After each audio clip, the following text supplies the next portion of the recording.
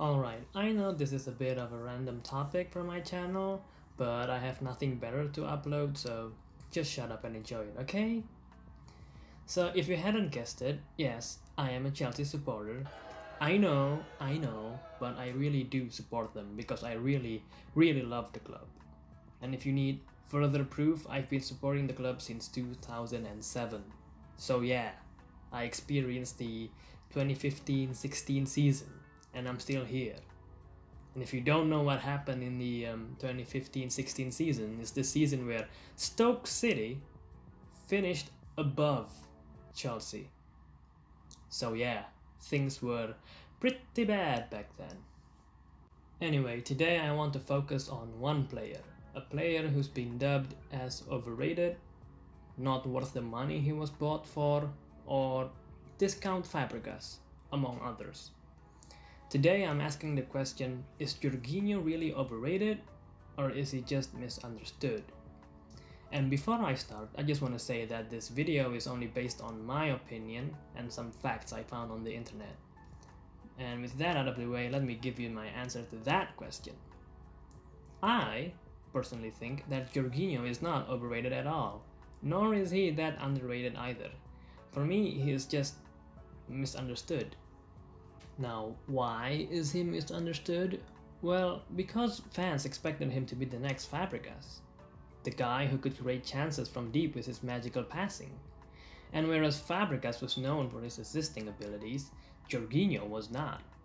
Now, I'm not trying to justify the fact that he still has no assists this season for Chelsea, but what I'm saying is that Jorginho only had 4 assists in all competitions in his last season with Napoli, and that's his best ever tally. And from that alone, you could tell he's not the same player as Fabregas. Now you might ask, then why did we splash 50 million plus pounds for him if he can't make assists? Well, because in Sarri ball, we don't really play long balls from deep. And I'm not saying we don't do that at all. I mean, David Luiz's long balls have created a lot of problems for the opposing team, but that's not really our main tactic. And as far as I know from what I've seen in Chelsea matches this season, Sarri ball relies on short passing and quick off-the-ball movements. But in that system we need someone we could rely on to control the tempo and positions of the other players. And that player is simply Jorginho.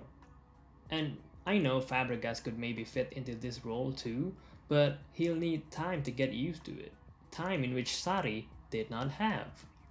And that answers another issue that has made people debating for months now, the why is Kante playing out of position issue. To make it clearer, Sarri once said that the reason he's not playing Kante in the deeper role is because Kante could not move the ball fast enough, and I completely agree with that. Kante is a phenomenal player, he's got great defensive awareness, he doesn't get tired, he's basically a midfield dynamo. But he can't pass anything as fast as Jorginho. He can't control the tempo and movement for the other players. But what he can do is be the second line of defense, breaking the opposition's attack early at the front, which is very effective if done right.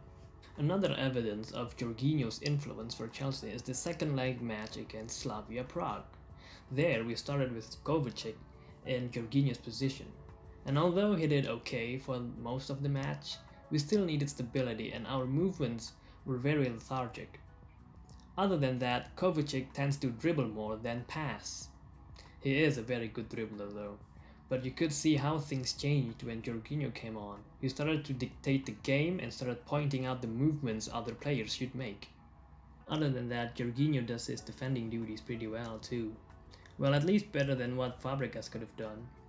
He has better pace and stamina than Fabregas.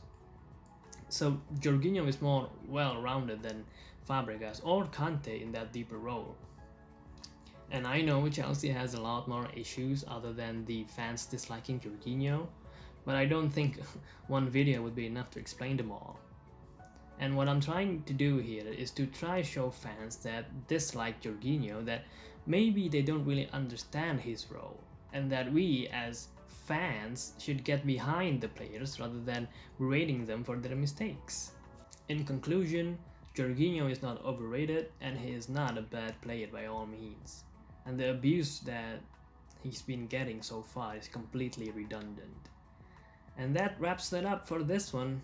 I know this video is a bit shorter, serious, and informative, I think, but I swear I'll talk about football less in this channel. But for now, see ya!